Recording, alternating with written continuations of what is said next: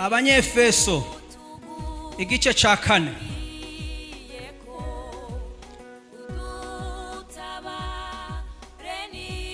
Abanyefeso igice ca 4 turasoma hajya ku murongo 220 urupapuro rw'amajana 220 umurongo wa 26 umurongo wa 27. Nimwaraka ntibibakoresha iki cha izuba ntirirenge mukigire gute ukiratse 27 kandi nimuhe wa mugwaniza iki amina. Ni jambo ryoroshe mugabo rigumye tuhava twuvugana ko mukanya gato dufise ijambo ryitwa kuraka. Kuraka bega muri twebwe hari utaraka ashira ukoko hejuru asha yo bageze mu ijuru mugabo tukiri mu Burundi aha nyene turi Bibiri isa nk'ivyemera gato mugabo rira duhagaranti ngo nitugeze ryari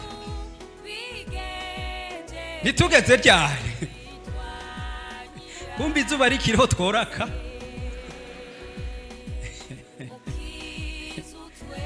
kandi kigira kabiri ntibibakoresha icaha.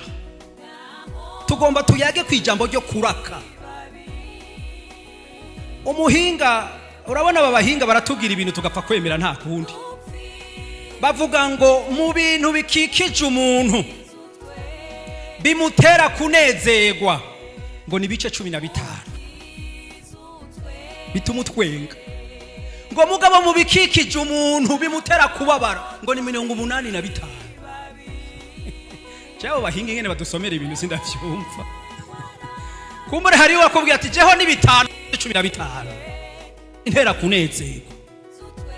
Kandi ivyo bice 85 ni ibintu biduhanda, ni ibintu bitubabaza, ariko kandi Bibiri gatubwira tukwiye kwifata. Hari igihe mura numva umuntu avuze ati ngo twashavuraniye ngo kandi iminsi 10 iraheze dushavuraniye. Ega wagiye kuri iminsi 10 iraheze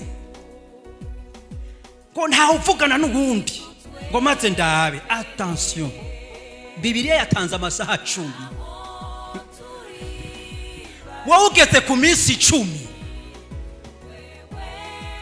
none umva hazoca hazamwe iki?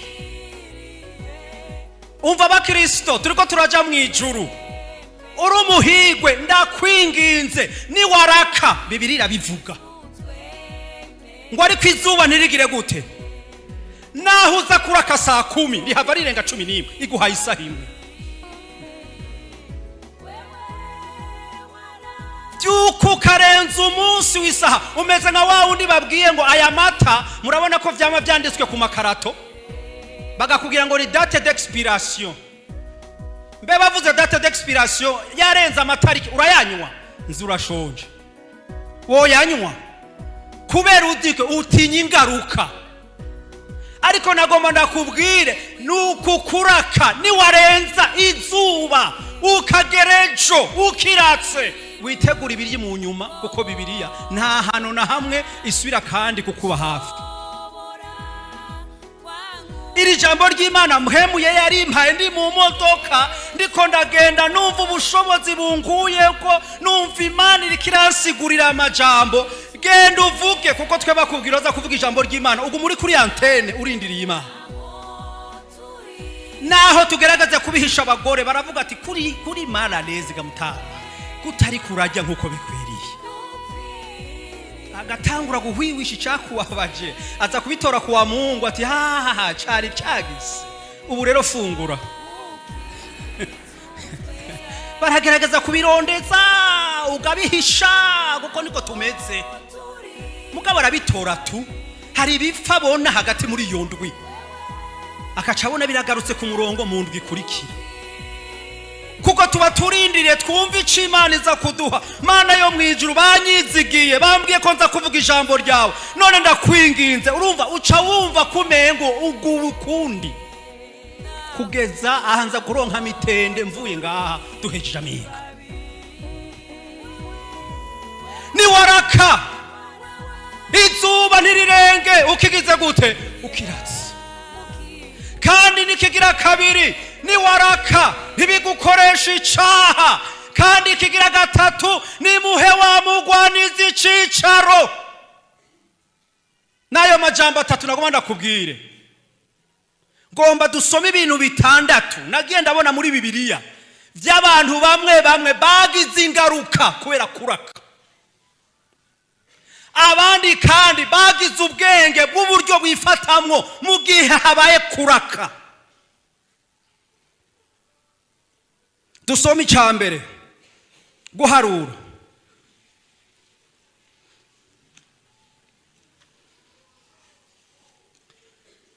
Guharura igice cya 20.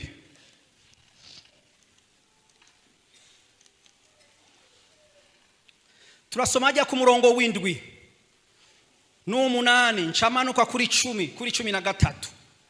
Twahabonye urupapuro rw'181. Uwa mbere turasoma ku murongo w'indwi n'umunani nsimbe kuri 10-13. Mugabo reka dusome ku ntanzi y'amajambo. Subira haya dusomye ku murongo ku ndanzi y'ayo majambo. Mose akora icaha akubita igitandara. Murongo w'indwi. Uhoraho abarira Mose atabira ya nkoni muheze mukorane iryo shengero mwe na Aroni. Nivyo muheze kureka subire ku 8 nari ku murongo reka nsubiremo.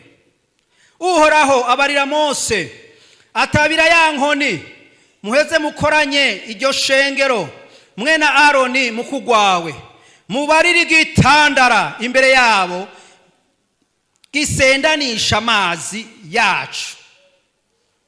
Ubakurire amazi muri ico gitandara aho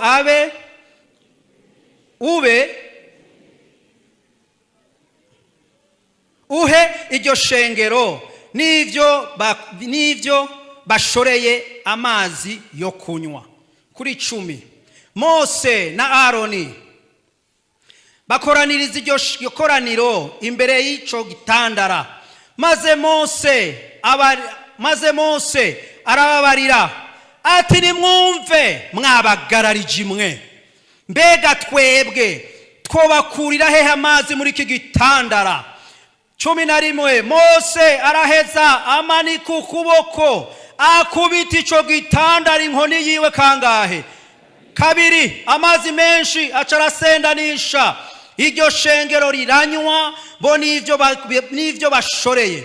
Uhoraho abarira Mose na Aroni ati ko mutanyizeye ngo mwerekane ukwizera kwanje imbere y'Abisirayeli, ntimugishikanye iri koraniro mu gihugu nemeye ko nzobaha. Ayo niyo mazi y'Imeriba, kuko Abisirayeli batunganije Uhoraho akerekanira kwera kwiwe muri bo. Imana nidufashe kandi Imana itugirire neza. Nta muntu mwiza, nta muntu w'ijunja Imana yoba yaravuze mu bariho yuko yari umuntu mwiza, yari umunyebuntu, yari yuzuye imbabazi. Imana yemera nka Mose. Murabizi ko Imana yamuvuze ko ati mu bantu bariho mu isi bafise ubuntu nta wunganya n'uyu mugabo. Ariko hari akantu kinjiyemwo, akantu kitwa kuraka. Kandi naramumviye imbabazi y'umuntu. Abantu usomye hajya epfo rero abantu baramuhagurukiye. Soma Bibiliya baramutera ko amajambo hagwa no kumutera amabuye. Mose umuntu w'Imana baramudeplasa ahantu mu kibanza ciza yarariho. Imana iramubwira ati Mose, numvise ko Abisirayeli bariko bararira, fata inkoni. Mose arafata inkoni, ariko ndagutegetse ijambo ndakubariye aba ari ryo ukora. Genda uvuge ku gitandara. Muvyumve, ntiyamubwiye ngo ukubite.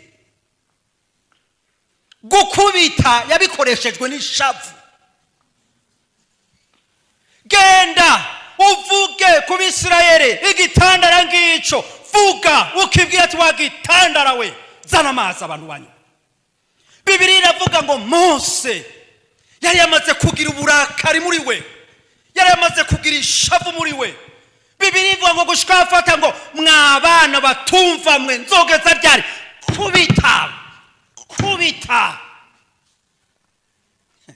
Shavu ni ribi. Shavu ni ribi. Hari igihe ushobora gushika ahantu ishavu rikakurengera.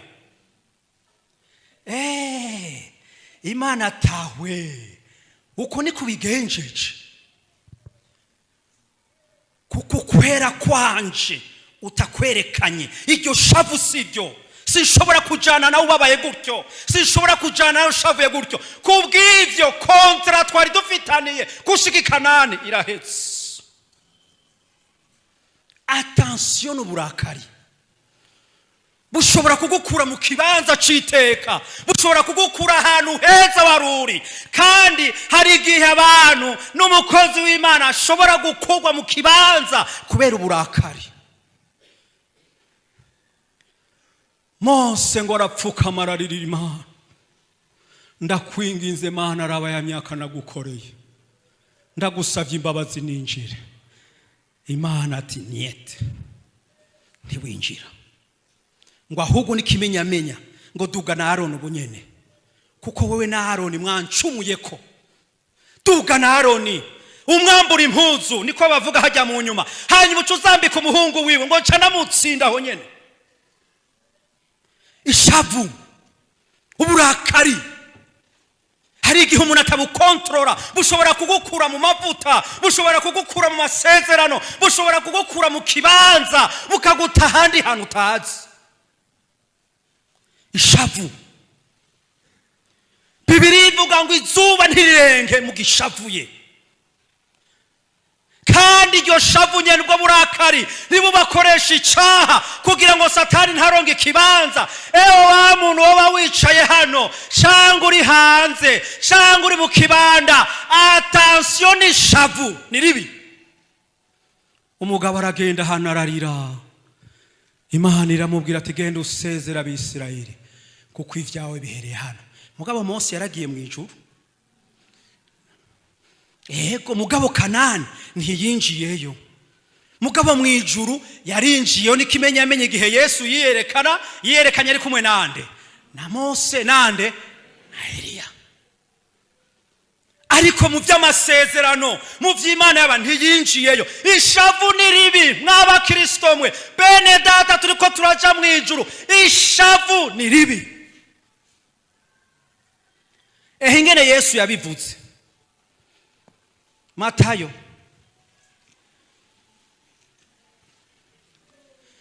uraba ingene Yesu abikarira nawe kurakara.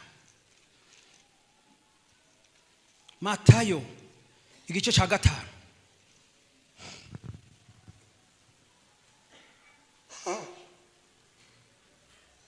Twashitse arorosha. Igice ca 5 turasoma ku murongo wa 22. Ariko jeho, reka dutangure 21. Mwarumvise ko abakera bababwiye ngo ntukice, uwica abashikiwe no gutsindwa n'urubanza. 22. Ariko jeho ndababwira yuko umuntu wese azorakira mugenzi we azobashikiwe no gutsindwa n'urubanza. Uwo nurakiye mugenzi we gusa. Uzotuka mugenzi we ngo amututse gute? Nimumfashe ngo amututse gute? wakijujuwe. Azoba ashikiwe no gushigwa kwiteka. Uzomutuka ati ikindi gute? Wagiki? Wagipfuwe. Azoba ashikiwe no gutabwa hehe? Yeme muritonda kuvuga. Muritonda kuvuga. Kandi rishavu turyamana hanyene. Hari n'igihe nigeze kubwira abavyeyi, hari igihe abana bacu babibijuju. Ukamushirira mw'ishure akaguma ari uwanyuma. Ukamugirira cours du soir yatera intambi akatera intambi babiri akabararengana. Wamubwira gutya bikanga. Kumbe ntihagere gihe ushobora kwibaza yuko wigeze guhaguruka ukabwira umwana uti wakijujuwe. Iryo jambo rikazomukurikirana, rikazojana nawe, kandi si rimwe, kandi si kabiri, kandi ashobora no kumwongera tuzopfura igipfu.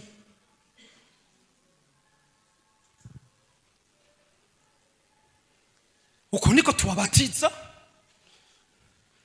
uko niyo tuvumbukanye uburake, uko niyo tuvyutse, uko niyo mbega kuko ari ibintu nk'ikijuju.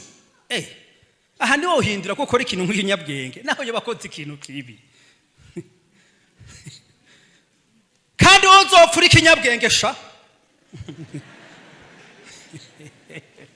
None aho uvuze ko cyari cyo woba. Hari ibintu dukwiye kuba mu maso. Iri shavu dufise, ibi bintu bitunanira kwikontrola naho turi abakristo. Bibiri ivuga ngo akanwa kacu kararema. Ntuzupfe kuvuga ivyo ubonye ku mwana, ntuzupfe kuvuga ivyo watuye ku mwana. Naho yoba yakoze amakosa, fuma umuhagarara, umuryamike hasi, ubukubita inkoni ku matako, bifume binahereraho nyene uwe wejeje. Ariko ijambo rivuye mu kanwa ni ribi. Kandi aha twese nitugera kimwe ishavu. Aha ndiko ndavuga cyane cyane ku bavyeyi, tuba tugifise abana bato. Usanga n'umwana akoze kanane ni kofa aho atarinze no kuraba, aho kenshi abamama baraha abamubabuye ikofi. Ntaravye ko akubise ku mutsi, mugabo umupapa ari sage. Aramubwira ati wacumuye urabiza aho ishavu rigera. Umwana akicara yibaza ko inkoni ya papa yayibagiwe, akamureka akarya ibiharage, akamureka akaja kuryama agira gende. Ati ngo hatumaze tuyagesha ntaba kigenda. Eko hewe bijya bintu byose wakoze wibajije gute gasha? Papa mbabarira. Banzu uryame gatoya. Ubaho abari umupapa ari sage. Kandi iyo nkoni umwana arayibagirwa n'ingoga. Ndagukubita ushize ukuboko irasubigwamwo. Uwemere ndagukubite 10. Mugabo wikaze. Hajya umuhana neza nkuko Bibiliya ivuga. Ariko karamuka wa wundi umwana deyade aho uri kuramubwira 2+2 nawe nyene hari kararibwa mu nda y'ibiharage n'amashu uhejeje kumuha nta bwenge ariko arashiramo ikofi. None rindira vyinjire ni buhoro buhoro. Erega hajya umubajije ibibazo afise arabifise, areka kukwishura mugabo arabifise. Kandi iryo kofa kubiswe gutyo azorinda b'umugabo akigibuka. Mama yaradukubita amakofi kandi akabivuga twenga. Ukacuvuga ati ngo iyo ntagukubita wari kuvamo umuntu. Twirinde uzobwira umuntu Bibiliya ivuga ngo akamukarira gusa gutya, kumbe navyo nituvyemerewe. Ngo uyo muntu azobashikiwe n'urubanza. Vyongeye rero ahirahiye agashira kw'iri jambo wakijujuwe. Tiwe kondane.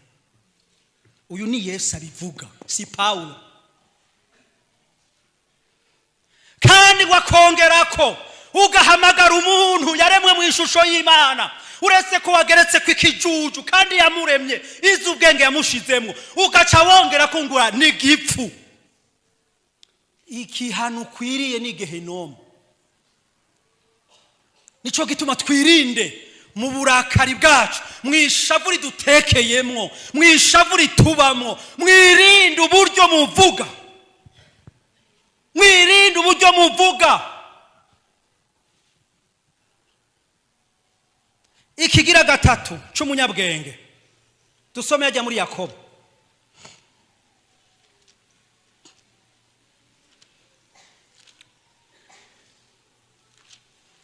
Yakobo igice ca mbere.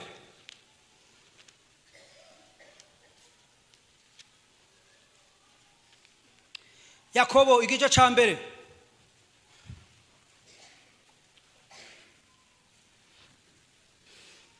Nguyu umunyabwenge wa mbere ashobora kuvyifatamo neza. Yakobo ni urupapuro rw'amajana 260. Igice ca mbere. Impapuro ko zikigenda genda. Tugende ku murongo wa 19 no ku murongo wa 20. Ivyo murabizi mene data. Nkunda. Yamara umuntu wese niyihutire kugira gute? Kumva. Ico uzocihutire inkuru yari yose wihute kumva. Hanyuma ucuteba kugira gute? Birushirije ucuteba kugira gute? Kuraka.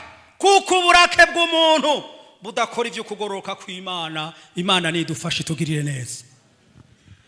Hari ibintu biturakisha bivuye mu byo twumva. Bashobora kukuzanira inkuru, ubwo nyene ugacuca urubanza, ubwo nyene ugacuruheza, kandi ubwo nyene ugacurussoma. Mugabo siko Bibiri ivuga.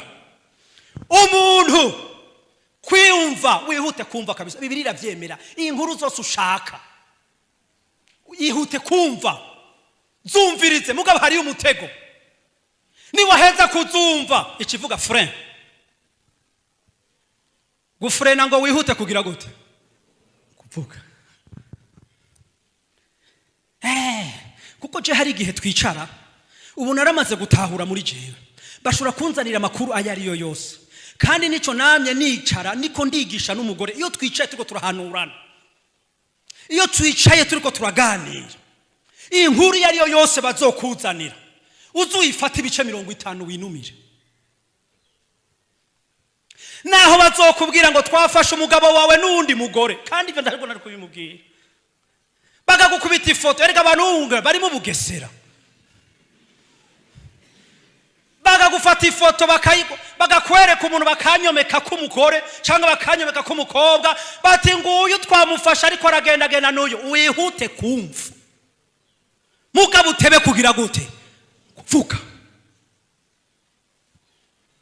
Kuko inkuru iyo nyene Bibiri iri kiravuga, kuko ihavigarukana ikintu mu iherezo ryacu, uburake. Ko kandi bambariye ko bakubonye ahantu ntihora gutanguye gucumura. Banza wige kunuma, banza wige kugishishoza, kirabe gihindukize imbere yo kukivuga, kuko kivuze gihava kica kivyara uburake. Uwo ari we wese birashobora kumushikira, amakuru ariruka. Amakuru ariruka. Hari abandi bazana amakuru yica abandi, hari abandi bazana amakuru abomora abandi, hari abandi bazana amakuru asambura ingo. Wihute kumva, ariko kuvuga banza ugire ibiboroboro. Bitaye ko kuraka ucushira ko freyame, ngo kuko burake butakora ivyo kugororoka kw'Imana. Hari abantu bumva inkuru bagaca bashuha, abona abakristo batarakura. Ibi bintu inkuru itarakoza amaguru, bamwe bavuga itarakoza amaguru hasi. Niyo ndakuzaniye, mbega wumvise kanaka abaramuroze, wawundi nawe nyene aho kwihuta kunuma akaca yihuta kuvuga, mbega wumvise ya nkuru, mbega wumvise vya kanaka, none ubivugira iki? Kuri kuranduza no konona abantu. Ni wavyumva wihute kumva, ariko kuvuga ubanza uceceke. Igitaye ko kurakara ugende buhoro. Uyo no mukristo akuze, uyo no mukristo amaze gushika ahantu, yihuta kumva ariko kuvuga akagobwa, uzoba wikijije kuraka. Ikigira kane, tumanuke harya mu Migani. Undi mukristo yakuze ndatanguye kuba Kristo bakuze. Imigani 19.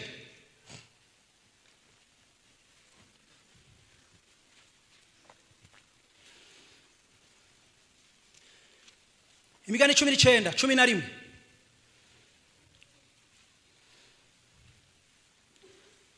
Papuro rw'amajana 735. Imigani 19, 11. Kwitonda k'umuntu kumutera guteba kuraka, kandi icubahiro ciwe no kwigirengagiza ico yacumuwe kw'Imana nishimwe. Yemwe haba hari umukristo ageza yancumuyeko mugabo akitonda. Kwitonda k'umuntu no guteba kuraka. None nimbebe ciye mu nzu uraratse kubera iki? Hari igihe mbona udukoko nka tugatera ngo mbona umuntu afise uburake ariko yica ikinyegeri n'uburake bwinshi. Oya, nicyo nivyaremwe navyo. Reka kuko naho wa mubu duhura nawo muri mustikere nuko ntashobora kuwureka, mugabo mu kuwica nta ngorane, muga reka uburake ngo kuva aho watuririye mwijoro. Nta gehenomu ugiyemwo, nta n'ijuru ugiyemwo. Kubera mu muntu harimo umushaho uburake, yumva ko n'akanyegeri bateza kutahura. Hariho ibintu bimwe bimwe bidushikako umukristo amaze gukura n'uwiga kwirengagiza. Ujya mwene data yarancumuyeko, Mana mugirire neza, muharire, mwiyereke, ngo icubahiro c'uwo muntu no kwirengagiza ico yacumuweko. Niwo mukristo akuze yiga kwirengagiza. Ntaco ujya mubanye naho dupfaki, ujya naho dupfiki, bijya bintu ndavyirengagiza. Ari bishoboka ko wirengagiza kandi ari bishoboka kurekura.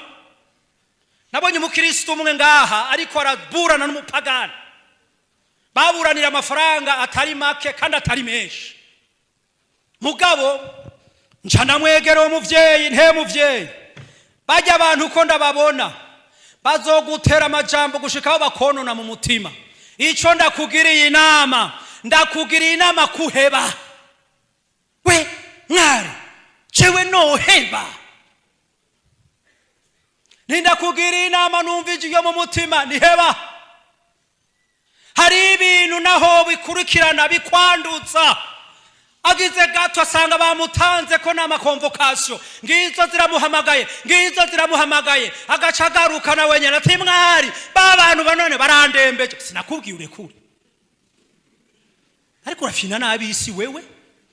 None hana ashobora kugenda agatanga 10,000 hanu kanaka, urubanza rwa rugaca ruhindukira gutya.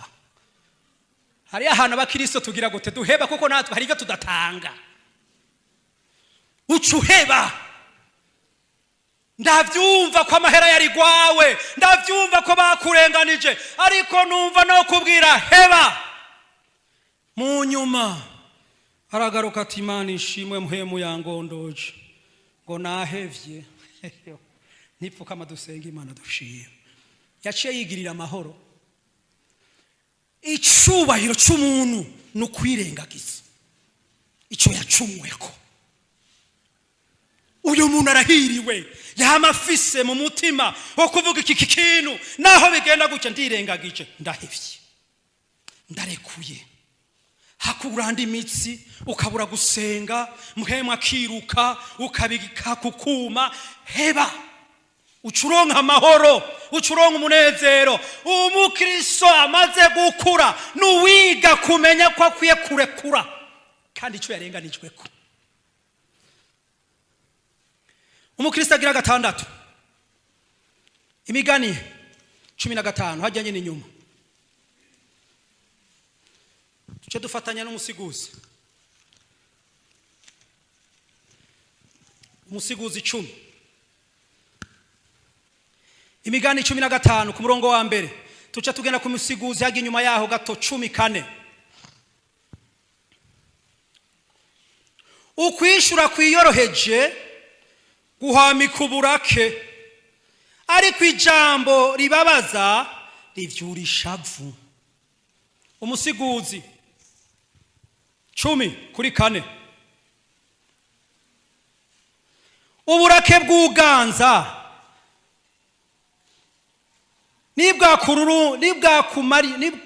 nibwakurumanira. Nibyo, uburake bw'uganza nibwakugurumanira, ntutirimuke aho uri, kuko kwiyorosha gutesha ibicumuro bikomeye. Imana nihabwa icyubahiro.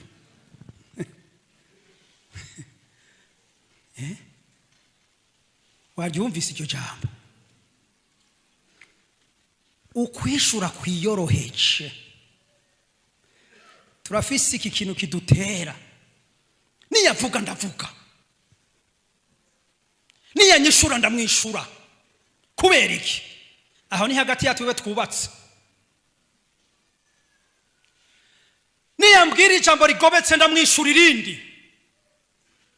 Ariko Bibiliya ivuga ngo ukwishura kugize gute? Kwiyoroheje. Hari umugabo ashika muhira ataranumva yuko hari agashika yumva ko hari ikintu ashika gusa avuga. Umudamu nawe yicaye harya aramurindiriye, agishika gusa ntabura kugikoropesha, abuzaho ararondera handi tu. Mugabo ashike ku kintu ashaka cyitwa ishavu. Ariko madame, Bibiliya ivuze ngo niyashavura ukwishura kwiyoroheje kumara uburake. Ariko papa kanaka, banza wicare tugukura amashogisi. Banza wicare tugukura ibirato. None utangure gushavura ukiri muhira. Nukuri yajarizanye ishavu rya 6600 V. Yumvise ivyo byonyine. Ngoke kurayo rero. Biba biheze. Bana nyaruka hari salade twamuteguriye muri frigo kandi hararurumba kagera hariya. Banza ujya gasalade kwanza uryohekwe. Ariko gatangura ivyo wigira dishavu nibiki. Uzananye ukura hariya nibiki. Uba wakije umuriro nka essence. Ukwishura kwiyoroheje uhwamika uburake. Hari igihe twicara badatabuja hariya ku kazi, hariya handi nasomye ijambo ry'Imana ngo uburake bw'umwami bumeze nk'intambwe yivuga. Ukabona databuja yamaresha ari he, ibi bintu mbega ko ibintu bidatondetse. Bibiliya ivuga ngo ntutinye kujya kuraka kwiwe, ngo umuhange ngo hanyuma icyo cyokora wiyoroshe. Data kuko bakeneye ko tuca tujugumira twese. None ujugumiye urabura na clavier, urabura naho uronderera ikintu. Ariko Bibiliya ivuga ngo umuhanga amaso maze ngo utuze wishure wiyoroheje. Ukwishura kwiyoroheje kuhwamika uburake. Uyu no mukristo yakuze, apana wa wundi atuze. Twigeze kuganira umunsi umwe n'umunya ava muri Cote d'Ivoire. Turahantu tuko turasangira. Arafitubwira ati urazi abagore bo muri Cote d'Ivoire. Ngurazi uburyo bishura. Ngumubwiye uti nzanira ifurusheti hari ahubwo uyu ntumarato. Ngo bafise ingoboka nk'izo. Ngo none nzanira furu basi nzanira ikiyiko ntabwo intumi gipawa. Ngo bafise imvugo nk'izo. Kandi aho n'umukristo mukozi w'Imana ariko arabitubwira turiko turasangira ati twaragowe. Kandi abo barashobora kubamwe. Aho wadutumagirije aha niho gaharuka ukaja kuvyizanira. Uko so kwishura kwiyoroheje mwene data. Ukwishura kwiyoroheje guhwamika uburake. Imana ibiduhe. Imana ibiha abagabo, Imana ibiha abagore, Imana ibiha abana. Naho umuntu yoca rurumbya gana hariya, ababoyi baratuzi, abayaya baratuzi, naho tuza kurimba muri rusange, ne aha turafise amahoro mabuja sihari, ngo mugabo reka shiki. kandi aho wambaye igitambaro ushokoje neza, wambaye neza, mugabo hari ukuri abo mu mazu yacu batuziko naho twinyegetse uko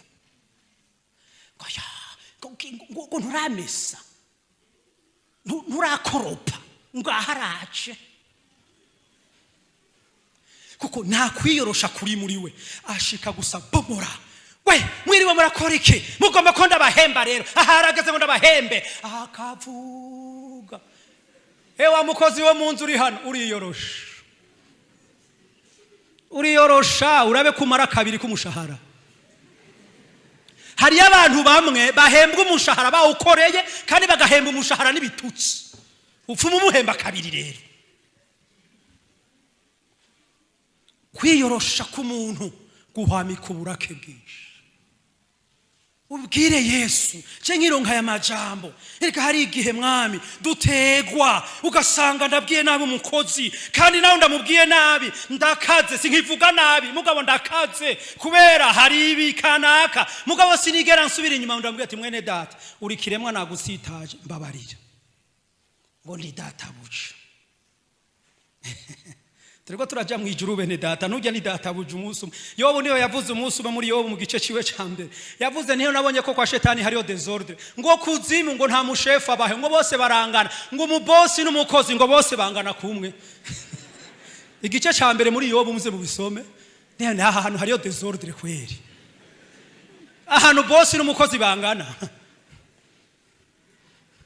Mugabo mu ijuru ndashima ko hariyo urutonde, ariko nagomba muri bwa burake bwawe naho bikunanira, nifuza ko abari mu nzu bagufasha ingene babuhwamika, kuko hari igihe utera desordre mu nzu, hari igihe utera umutekano muke mu nzu, wari sanse kuzana umutekano mwiza mu nzu, kandi ikintu n'iki kimwe kituzanamo ibi bintu ni ishavu. Mwana arashavura gushika n'umukozi ari mu gikoni akamenya ati tata buja yashavuye, mabuja yashavuye. Tukabimaramwo indwi, tukabimaramwo indwi zibiri, tukabimaramwo indwi zitatu, sinzi ico bizovyara. Ca kane mbere yuko turangiza, umusiguzi uyu muntu nuwo gusengerwa. Umusiguzi indwi uraba hishavu riba,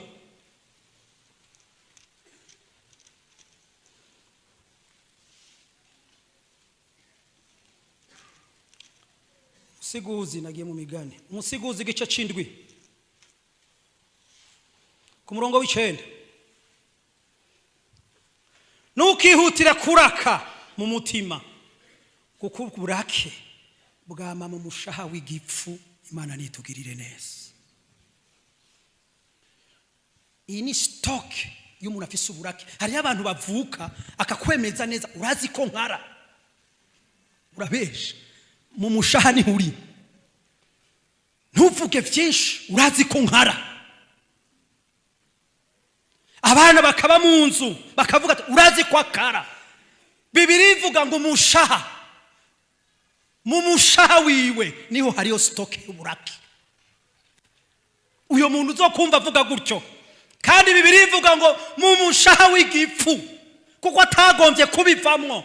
Yama yumva ko ashobora kuvyihayagiza, yama yumva yuko bimubamwo, bimwuzuyemwo, ari yumva ati niba bimenye iruhande yanje je ndakara. Mu mushaha wawe haragwaye, hari hakwiye guca amaraso ya Yesu Kristo. Hajya hari kibanza cyo gukara, bahabone ku bugwaneza, bakubone mu bugwaneza, bakubone mu rukundo, ngo kuko mu mushaha w'igipfu niho hari ubwo bukari. Ariko twebwe twaramaze kozwa n'amaraso ya Yesu, twaramaze kuhagirwa. Mu mishaha yacu hagiyemo ibindi bintu, kuko hagiyemo amaraso ya Yesu Kristo, arakuramo ubwo bukare, arabukuramo. Ubu mu mishaha yacu hari urukundo, hari ubugwaneza. Ndakwinginze muri uwo mushaha kuramo ubukare. Abandi bamaze imisi bakona ni bibi. Turangirize hariya Zaburi ya 37.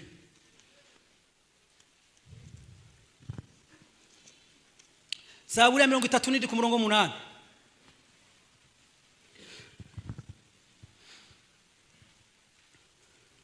Mirongo 37 Zaburi ku murongo 8.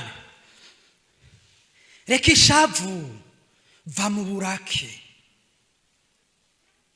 ntuhagarike umutima, kuko ico kizana gukora ibibi gusa. Imana nitugirire neza. Reka ishavu va mu burake, kuko ivyo bizana gukora ibibi.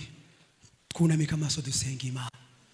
Ngomba ntumire umuntu arurumba nk'imoto yiruka, afise ubwo burake bururumba, buriruka bufise vitesi idasanzwe, kandi abantu barakubona ko bufise. Uyu munsi ndagomba ubuzana imbere ya Yesu abuvura. Ntibishoboka ku mutekano muke wo kwa muri aho uri kubera uburake bwawe, ufise ishavu ribi. Ejo bundi berekanye muri TV, berekanye ka video, berekana umumama kubera ishavu aturira umwana amaguru. Birashoboka ko umugore yavyaye yagize igise ashobora gushira ishavu riturira umwana. Cyo ni jaba daimon. Hari ishavu da controller, hari ishavu rikurenze, hari ishavu n'ikibiriti kiguye hasi ucuhaguruka. Ico kintu kirarenze. Ico kintu kiye kukizanira Yesu akuvure. Ubu mugwaneza. Reka nawe winjiye abantu bose bapfukame bashime ati papa arashitse, haleluya, Imana irakoze. Ariko abana baca biruka, fisi ishavu ribi. Uyu munsi rizanire Yesu, rizanire Yesu. Natumwe kuri ubu burake ufise burarenze muri iyi minsi. Bwakumaza amavuta, umara amavuta nabo mu rugo, umara amavuta abo ku kazi, umara amavuta huba mu rupango nta mahoro kubera uburakari bwawe burenze. Uyu munsi naninda kuzanira iganuke. Yesu yamaye ndakuzanire. Upfuko wishuye so, upfuko wishuye nyoko, iyo kubajije ikintu uburake bugutanga hejuru.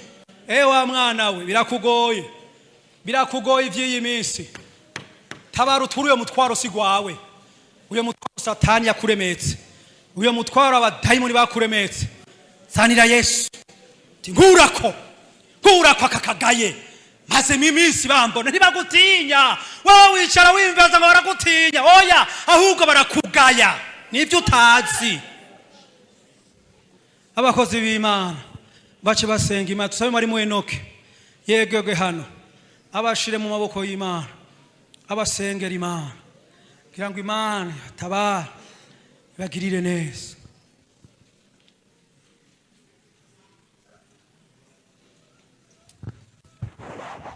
Mana yera, wuzuye ubuntu n'imbabazi, turagushimiye kutugendeye muri kino gitondo.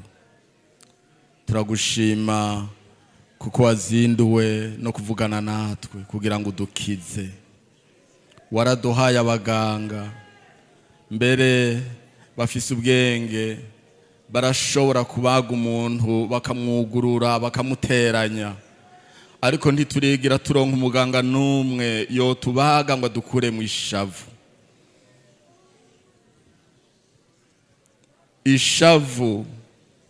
Ishavu turabonye ingena ishavu ari ribi, ingena gica umutima, gica umushaha, umuntu akamera akabigifu, umuntu akononekara kugeza naho rimushikana muri gehinomu. Turaje kuri wewe kuko niwe muganga wenyene. N'umuririmbyi ariko aririmba yavuze ngo muganga mwiza ni Yesu, niwe mukunzi wacu. Wewe ushobora gushikira stoke iri mu ishavu, ushobora gushikira ahantu hari uburake, ushobora gushikira ahantu hose hononekaye hagwaye, aho inshuti zacu zidahamvya, abagenzi bacu badahamvya, abavyeyi bacu badahamvya, abana bacu badahamvya, abo tubana badahamvya, ata muntu n'umwe ushobora kuhashikira.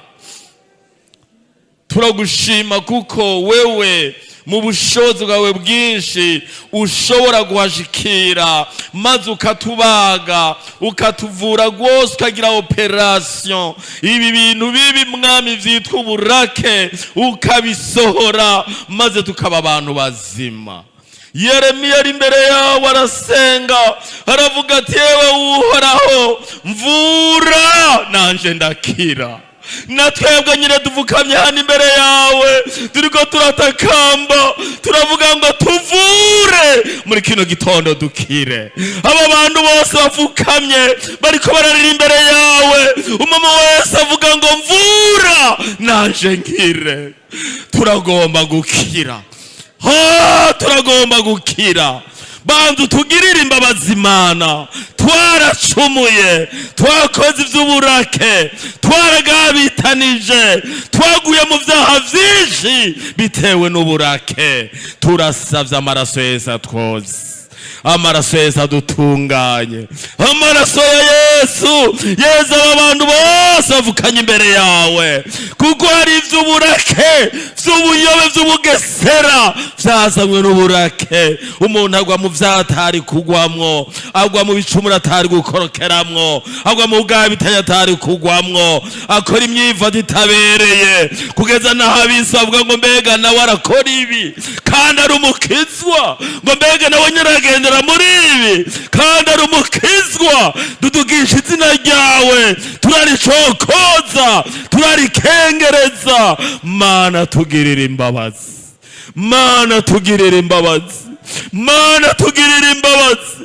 Twararakiraniye hagati yacu, twarashavuraniye, twaratsonsomeranye. Mana tugirira imbabazi.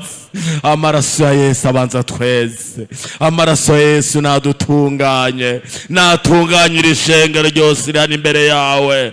Umuntu wese aciye bugufi mu mutima wiwe, amaraso ya Yesu namweze, amaraso ya Yesu namutunganye, amaraso ya Yesu amweze. Vya bindi vyose bitwagwe n'uruzi rw'amaraso ya Yesu, maze umaze kutweza no kudutunganya utwemerere tugusabira isengesho.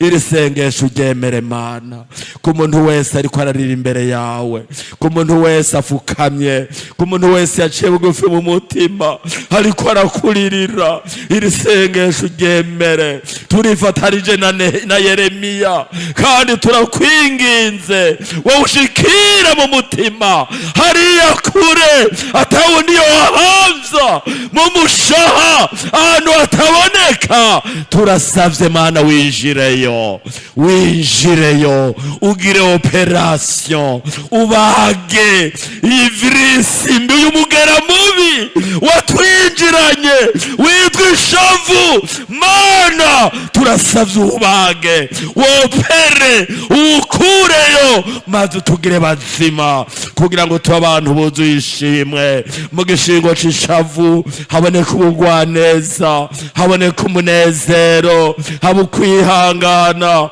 haba ukwiyorosha, haba ukugendana ubwenge, haba ukwitonda. Mana turasavye utubage, udukize, utuvure tube bazima, kugira ngo n'abazotwitegereza bose batubonemo cashama Jamhemu yera, camwa citwa ubugwaneza.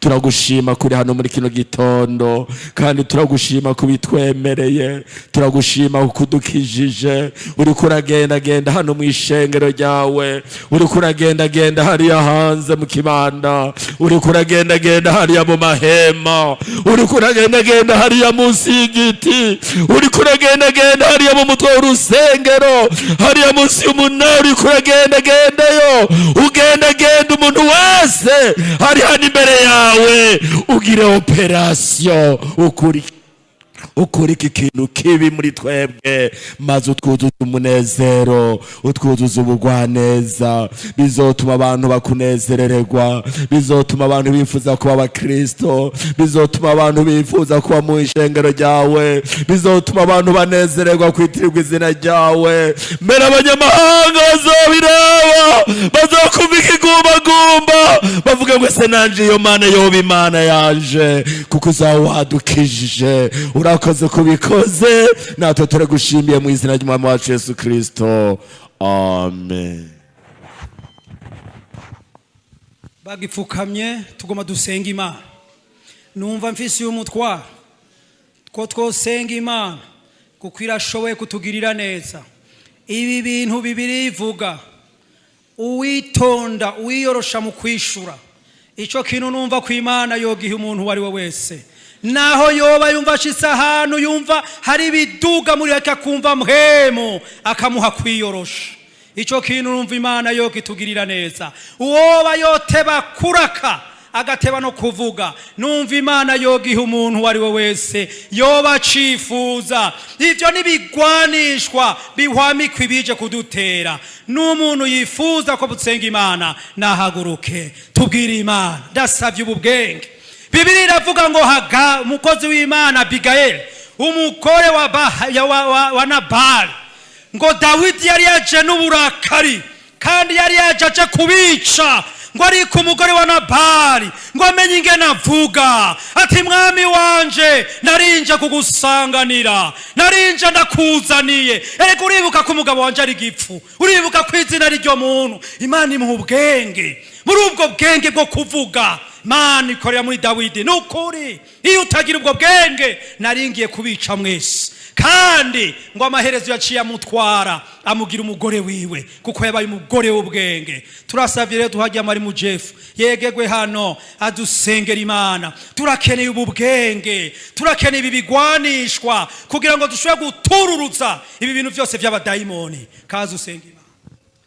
Mana data wa twese turagushimiye, urakoze ku majambo meza Mana, urakoze ko wongeye gukebura imitima y'abantu bawe mu izina rya Yesu Kristo. Mana muremyi w'ijuru n'isi, Petero amaze kuvuga ubutumwa bwiza, Mana ishengero rica riramubaza bati bagabo bene data dukora iki? Mu izina rya Yesu Kristo. None Mana abantu bawe barahagaze imbere yawe, ishengero ryawe Mana rimaze gucumitwa mu mitima yabo, ngaba bararengutse imbere yawe mu izina rya Yesu Kristo, kuko bagomba yuko barongora Mana, bagomba kubagirira neza ukabaha inkomezi mu izina rya Yesu Kristo, ukabaha ubwenge bo bashisha gutandukanya mu izina rya Yesu Kristo, ubu bwenge bwo kumva ariko umuntu agateba kuraka. Ngaba mwami wacu mwiza, abimenye bagomba kugirirwa neza n'Imana. Nahanije muri iki gitondo kuko uteguye kutugirira neza, uteguye kuturema muri Kristo. None abantu bawe Mana barahagaze imbere yawe mwami, barifuza kubashitsa ku iryo sezerano, barifuza kubashitsa ko iri jambo wavuze. Barakwizeye kuri Imana itabesha, barakwizeye kuri Imana irindi jambo ryayo kugira ngo urishitse. None nurishitse muri iri shengero mu izina rya Yesu Kristo. Nutanga imitima mishasha, nutanga imitima mishasha katika jina la Yesu. Abantu bariteze kwakira, abantu bariteze kwakira, abantu bariteze kumva, babaye bashasha mu mitima, babaye bashasha mu mpwemu y'ubwenge mu izina rya Yesu Kristo, kugira ngo bashobore gukora ivy'Imana igomba, bashobore kuzigama mpwemu w'Imana muri bo, nukora igikorwa katika jina la Yesu Kristo. Mwami mwiza, girira neza abantu bawe mu izina rya Yesu Kristo, mu izina rya Yesu. Umuntu wese Mana niyumva Imana, niyumva Imana ikora ikintu muri we izina rya Yesu Kristo. Niyumva Imana nkuko yayishikirije mu izina rya Yesu Kristo, ko batagize isoni Mana yacu yo kwizigirwa, ariko bagahaguruka imbere y'ikoraniro. Nawe nubagirire neza, turabasengeye Imana mu izina rya Yesu Kristo. Ubareme mu imitima misha, ubahe impwemu nshasha mu izina ryawe ryera Yesu, kugira ngo bagende baguhimba gutabara babeho muri iyi si mu izina rya Yesu. Bari mu mutigiri w'ababandi wemera Mana, kuko umuririmbyi yaravuze ngo abera bo mu isi nibo ntore zonyine Imana inezerererwa. None Mana ubagirire neza, bagendere bari mu mutigiri Mana yacu, wabera bawe muri iyi si. Urakoze Mana, turagushimiye. Urakoze kubahaye imitima mishasha, urakoze kubahaye impwemu nshasha, urakoze kubahaye ubwenge buva kuri wewe. Turagushimiye Mana, byose kubigenjeje neza mu izina ryawe ryera Yesu Kristo, amen. Abagwayi bahaguruke dusenga Imana. Umuntu wese afise intege nke, umuntu wese yumva ko kuri iki gitondo yaje yumva afise umutwaro, aguma kwereka imbere y'Imana, haguruka kugira ngo dusenge Imana. Tuce dusaba ajya muri Mwejide yegere hano asengera abagwayi. Birashoboka muri iri koraniro ukaba waje ugwaye, izere ko Yesu yararejo uyu munsi ni kwari ibihe bidahinduka nahinduka. Kaze rero umukozi w'Imana usengera abagwayi. Mwami Yesu, uragahezagirwa. Ni wowe ushobora kuvura ugakiza, ugakiza uburake bugakira mu izina rya Yesu Kristo. None Mwami, kumaze gukiza imitima n'imibiri nayo, mu izina rya Yesu turagomba ngo ikire. Uyu muntu wese Mwami ahagaze akwizeye, mu izina rya Yesu Kristo, yamaze kukwereka hari karababara, kandi nahato wakwereka urahazi, wahabonye nyakubahwa. Ndasabye ntimukize mu izina rya Yesu Kristo. Icyubahiro kibi cyawe Mwami, mukize, ishimwe rigaruke kuri wewe mu izina rya Yesu Kristo. Nuwoba afise ikibazo cyamubereye nk'indwara, aka kanya nyene Mwami tugisenga, nawe nyene Mwami byiwe mu izina rya Yesu Kristo ijuru ribyiteho. Mu izina rya Yesu Kristo umuruhura umutwaro wiwe, ishimwe rigaruke iwawe Yesu. Urakoze, turagushimiye, tugusabye twizeye gukora ibirengeye ibyo dusaba mu izina rya Yesu Kristo Mwami, amen. Nuko abumvise amajambo mukayakira. Imana nibahezagire.